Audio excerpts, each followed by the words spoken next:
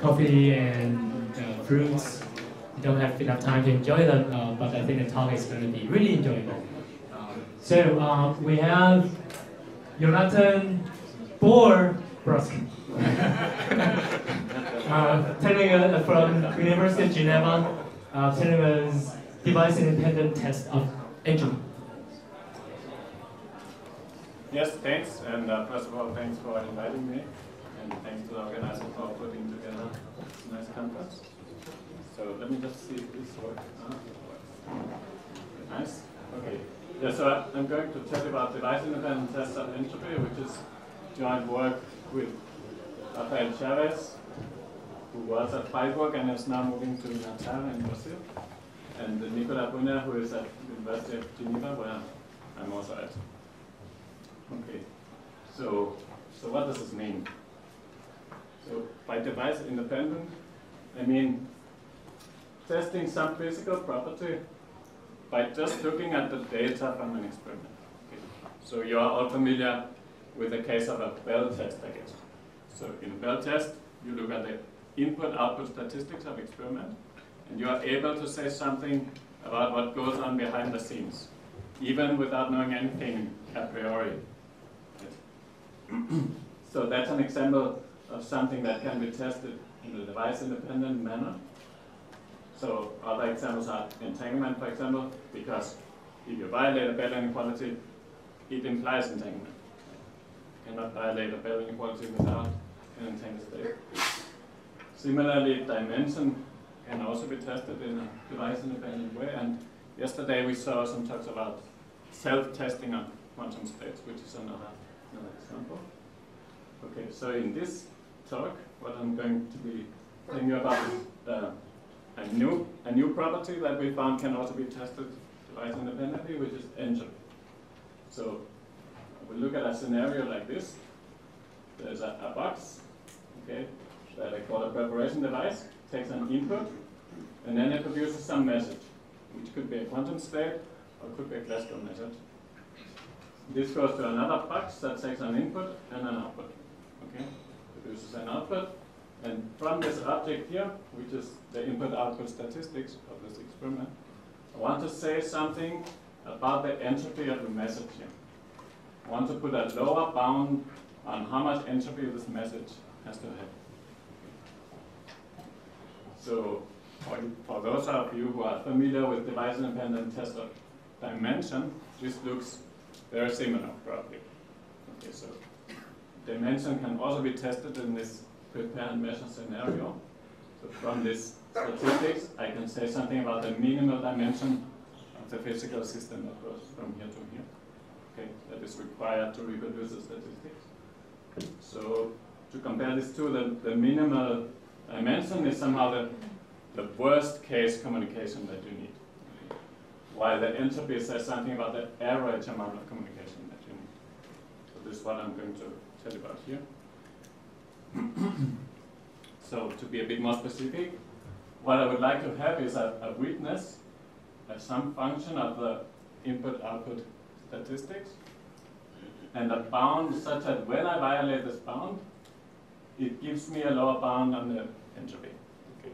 So from this witness value, I'm able to extract entropy. This is what I would like. And the entropy that I'm going to use is just the usual von Neumann entropy of the average message. So remember, this box takes an input. Okay. So I want to average over these inputs and look at the message and take the entropy of that. And in the case where the message is classical, everything is like on the same basis, so then this reduces to the normal channel entropy. So I'm going to tell you about two ways to do this, and two ways to derive this kind of witnesses here. One way is based on causal inference. This method is quite general. It's valid for any number of inputs and outputs. But it's generally not tight. Okay, so it will give me lower bound on the entropy, but maybe it's possible a little bit better. And it's not able to distinguish between classical and quantum. So for this reason, I also want to tell you about another method. It's based on convex optimization and is kind of computational in that sense. And for this reason, it's limited to a restricted number of inputs and outputs because it just becomes computationally hard if you have a lot of them. But then we can get tight bounds and see the difference between quantum and classical. So that's what I'm going to do. But first, I just want to give you a small example to show you that testing dimension and entropy in general is quite different. Okay. So here's a scenario again. Imagine I have d squared possibilities for x, okay, and d squared minus 1 possibilities for y. And imagine the following strategy. Okay, if I get one of the d first inputs, the message, so it's just going to be a classical strategy. The message here is just equal to the input, and if I get one of the other ones, I just send 0. Okay. So the probability for the message to take the value m is 1 over d squared, and the probability that it takes value 0 is this number. This goes to 0, this goes to 1 for large d. Okay. So the entropy, this guy goes to 0. Okay. But there is a dimension witness divided by this equal here from 2010, that shows that this kind of strategy requires a dimension of the message that is at least d plus 1. Okay. So for large d, that means the minimal dimension diverges, but the entropy vanishes. Okay. So these two concepts here, worst case and average communication, they're really quite different. Okay. So let me tell you about the first method to get a dimension witness. This is based on causal inference. So these are techniques that were initially developed for use in medicine, for example, where you want to know the relation between a symptom, a disease, applying a drug. You want to see if the drug is really helping you to cure the disease and so on. Okay, so you want to say something about causal relationships between random variables. But recently, one of my co-authors, he has really pushed the use of this method in non-locality, and turned out that they are also useful here. So what you do is you take your scenario that has a classical inputs and outputs, and maybe some quantum ones as well. Okay.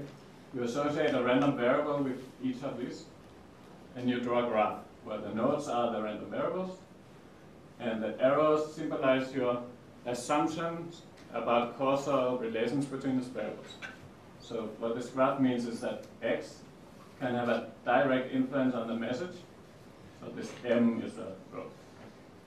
And y can have a direct influence on b, and the message can have a direct influence on b, but x doesn't have a direct influence on b. Okay, thanks. So here I introduced also a hidden variable that is an unobservable random variable that might be in the graph. Okay.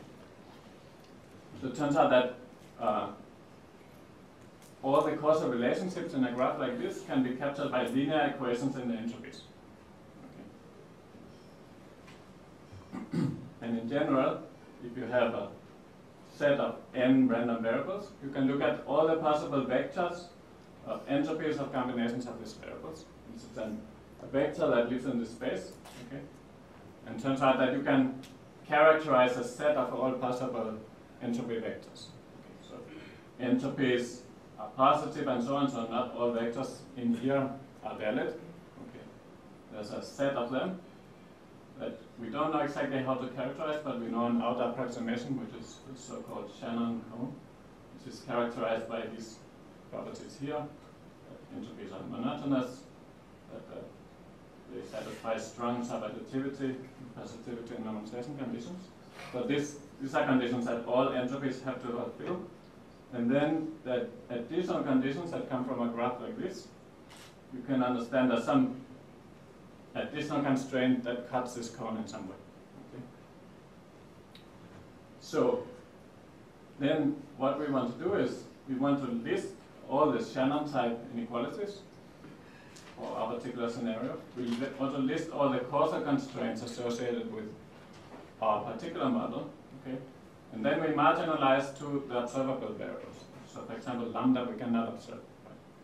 Because we want to end up with something that we can evaluate from the data, right? So it should be only the observable variables that occur. Okay. And then there is a subtlety in the quantum case. Some variables may not be jointly observable, even though they are individually observable. So then we have to avoid terms when they occur together. Okay. So there is a method for Fourier-Moskvin elimination to go from a full set of inequalities to the marginalized ones. Okay. So we apply this machinery. And if you do that to this particular scenario, you end up with one non-trivial inequality, which is this. The entropy of the message is lower bounded by the mutual information of this variable with this two. Okay. So this is maybe not so surprising. It's just saying that you can't have more information between these two than what the message contains. Okay, so it follows directly from the whole level form.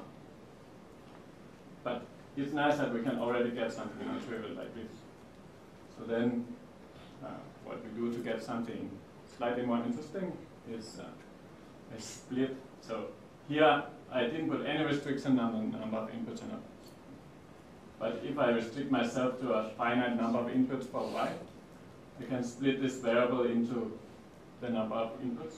Okay. And I get a new graph. I just artificially split this variable into the same number. Okay.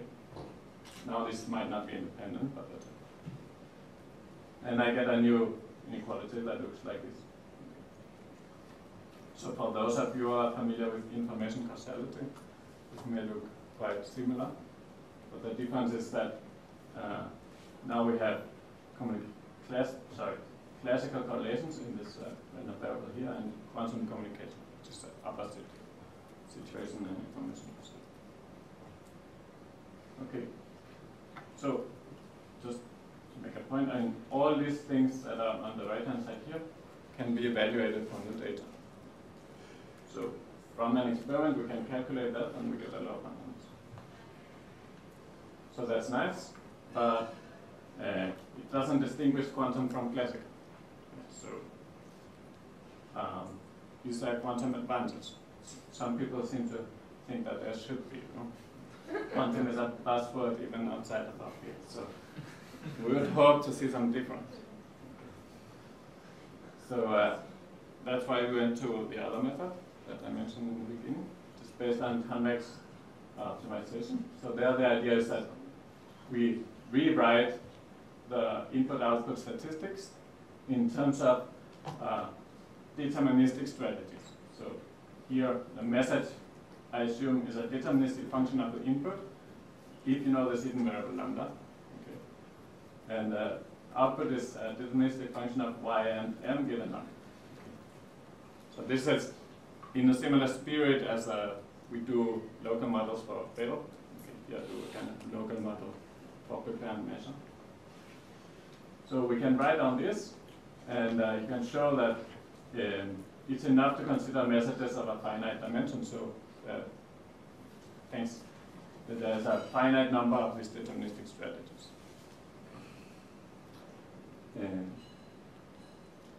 So then we have the following minimization problem.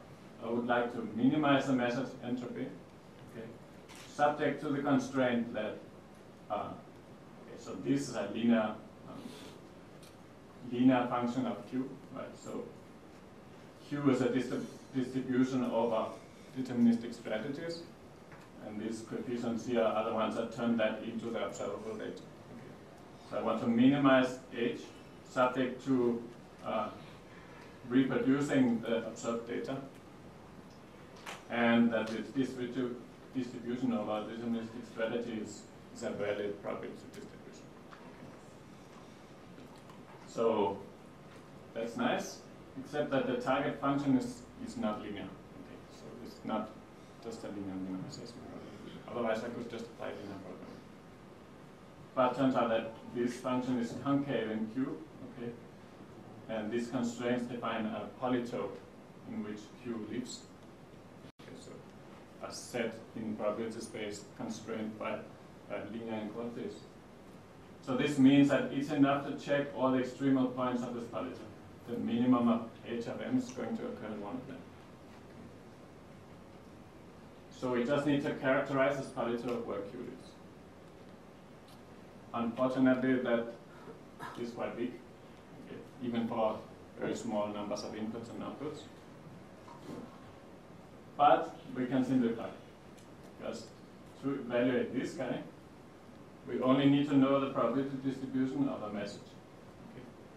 And it turns out, if I write that out in terms of the deterministic strategies, okay, the observed data also implies linear constraints on this.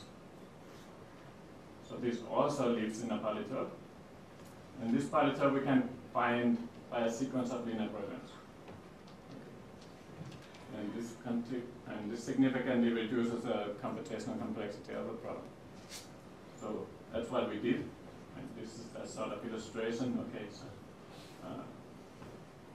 given the observed data, you may have that the possible probabilities for m to be 0 are between these bounds here. So you find these two extremal points, then you find these two extremal points here, and you connect them to the topology. Okay, so that's one simplification, and then I'm going to introduce an additional simplification, which is rather than requiring that I reproduce all the observed data, I'm going to just require that I reproduce a function of the data. Okay, so it's like in a Bell test. Rather than saying I reproduce the data, I just reproduce a Bell value, okay, of some inequality. So what I'm going to do here is I'm going to reproduce the value of a dimension witness, okay, that I take from this paper of Gaillot and co-authors. Valid for a scenario with n preparations and one less measurement settings. Okay. So now I'm going to solve this minimization problem subject to this simplified constraint and using this polytope technique. So that's what we did. And that gives you the dashed lines on this plot. Okay. So here I'm plotting the dimension witness value versus the minimal entropy. Okay. So the more I violate the dimension witness, the more entropy I need. Okay. It turns out that these dashed curves are tight for classical strategies. Okay. And the numbers here indicate the classical dimension that you need to reproduce this region. So to get this value of the witness, you need at least a bit. To get this value here, you need at least a trig. And we can look also at 4 inputs, and then can go up to quartz. What is the yes? The dotted line compared to the full line? I'm getting there. Oh, okay. So the dotted line is a classical strategy. That's what you can do with classical beats, treats, and so on. And the solid line is a quantum. Okay. So what we did to get the solid line is just a numerical optimization of our quantum strategies. So this is not guaranteed to be tight. But what we wanted to see is that there is a gap. And indeed, there is a gap. We just like shaking as a cat is happy now. Okay. So this is what you can do with a quantum bit. This is what you can do with a quantum trig. And a Q-port. Okay. So indeed, there is a difference between quantum and classical. With quantum, you can get the same value of the witness with less communication on average. So here I was saying that there's no advantage by increasing the quantum message dimension. What I meant is that if I'm in this region here that can be reached with a quantum bit, if I use a Q quad, it doesn't seem to be better. But actually, no, I think that's wrong. So I will get back to that in a second. I just wanted to show you the comparison of the two approaches, the entropic one I showed you in the beginning and the convex optimization one I showed you now. So the solid line is the entropic one. Okay. Sorry, the solid line is the convex optimization and the dotted line is the entropic one. So the solid line, it's confusing maybe. The solid line is what was dashed here. and the dashed line is a strategy from the beginning. So you see that indeed it wasn't tight. Okay. It was giving me a valid lower bound, but it could do better. Okay. So just to show you that there are cases where increasing the quantum dimension does help. I have this example here. Okay, so this is another kind of dimension witness. The details don't really matter. Okay, it's a random access code. But the point is that there is a region here which is reachable by Q trips. Okay, but if you go to Q quads, you seem to do a bit better. Okay, and actually, it turns out that on the plot that I showed you before, this one, okay, you look at this region here, there is a small difference. So when I first did this, I thought this was numerics. But now, I think actually there is a small gap. Just a curiosity. So, yes, I think I have just a few more minutes, maybe. Yes. So I just wanted to mention that this causal approach that I used in the beginning, where you get a directed acyclic graph, you look at the entropies and so on, it's much more general than what I used it for here. So I can also use it to bound the communication entropy in Bell scenarios, for example. So here I look at a case where there are two parties, Alice and Bob, that both have an input and an output. So X and A for Alice, Y and B for Bob. It's a usual Bell scenario. There's a hidden variable that goes to both of them, but now allows some communication from Alice to Bob. Okay, so Alice is allowed to send a message to Bob that may depend on her input. Okay. And I can bound how much message she needs to send, so how much entropy on average, to violate CHSH to a certain extent. So of course, if there's no message, she cannot violate CHSH because this is a local model. Right? But if I allow some communication, she might be. So this is a plot of that, similar in spirit to what I showed you before. This is CHH value, that's CHH value, versus a minimal communication entropy that you need. And it turns out that actually this is exactly given by the binary entropy of the CHH value in a form where this is bounded by 1. Okay, so that's basically it. Well, yeah, I was already at this one. So, yes, so this is what I showed you. Entropy can be tested device independently. Okay. And there is an advantage of quantum. I showed you these two approaches, the causal one, convex optimization one. These were the results. I just wanted to mention that there is an experiment underway implementing this in Rio, so in the group of Steve and Walter. They want to do this with orbital angular momentum. So have a system where they can prepare messages of higher dimensions. Okay. And yes, so this is work in progress. And now the big question in the outlook is there an application for this? Okay. So because we know that device-independent tests of entropy, device-independent tests of dimension give you applications in randomness generation.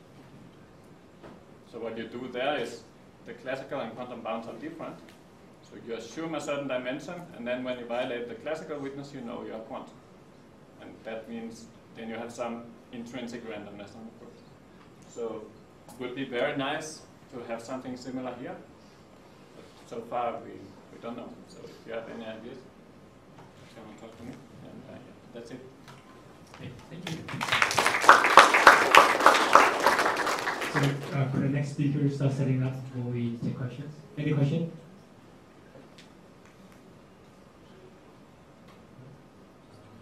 I have a question. So are there scenarios that entropy cannot be tested? You have a situation that entropy can be tested. So in terms of quantum classical causal network, could there be a case that by looking at entropy, it's the same? Yeah. you can't tell the difference. So, okay, so there are two different things. No, whether you can get a witness at all and whether the bound for classical and quantum are different. So what I take it what you're asking is a second case. Well, I guess my question is not very well defined, I'm sorry. So I wonder if it's possible that you could have quantum and classical data produced in different ways, but in terms of the entropy or the entropy profile of attributes, that they are exactly the same. That's a good question. I guess that can happen. Of course, you can always have data that is produced classically. You can always reproduce in the quantum case by using diagonal states. Right? So you can have data where it's not possible to distinguish. But whether there's a scenario where it's not possible to distinguish, this I don't know. Okay. It's a good question. Okay, right, thank you. Right, let's take Jonatan for the last time. Oh, I'm sorry. Yes, okay. Thank you. I just wonder if we can use your method to derive some kind of new bearing qualities or better bearing qualities. For example, better than CHSH. It seems you have some graph and some kind of convex optimization. Maybe it's definitely possible to apply it to non-locality, and we have done that as well. So better, I guess, depends on what you mean by better. Yeah. So if you use a coarse approach in this sense, you will get, and if you use it in the way that I did here in the first part of the talk, then you will get entropic inequalities, and they are usually not tight. Okay, so in that sense, it's worse for experiment. Okay, they're harder to write, but they are very general in the sense that you can deal with any number of inputs and outputs. So in that sense, it's also better. In some cases, we can better. No more questions? Okay, let's thank Jonatan for the last time.